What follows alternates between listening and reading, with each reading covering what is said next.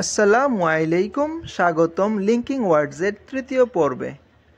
আজ শিখবেন আরও কিছু গুরুত্বপূর্ণ সার্বিয়ান শব্দ যা আপনার কথোপকথনকে আরও সাবলীল করবে।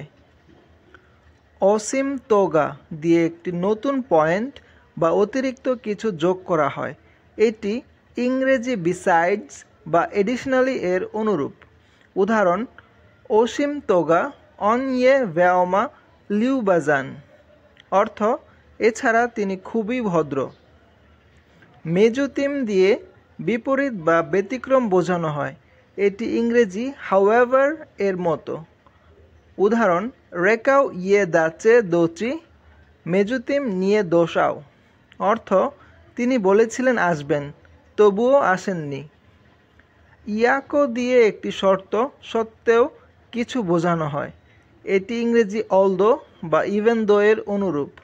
উদাহরণ: ইয়াকো ইয়ে কাসনো ইয়োশ উভেক রাদি, অর্থ যদিও রাত হয়েছে তিনি এখনও কাজ করছেন। জাতো দিয়ে কারণ বা ফলাফল বোঝানো হয়। এটি ইংরেজি দ্যাটস ওয়াই বা দেয়ারফর এর মতো। উদাহরণ: কিসা পাদা জাতো আস্তানিতে কোতকুয়ে, অর্থ বৃষ্টি হচ্ছে তাই বাড়িতেই থাক। Please like, comment, share and subscribe my channel Serbian notebook, আপনার সার্বিয়ান ভাষা শেখা সঙ্গী।